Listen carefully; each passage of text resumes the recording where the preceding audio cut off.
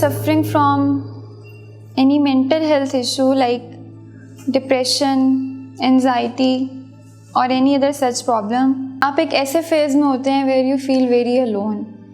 सब बुरा लगता है, सब रास्ते बंद नज़र आते हैं, ऐसे लग रहा होता है कि there is no one there for you. Is it temporary?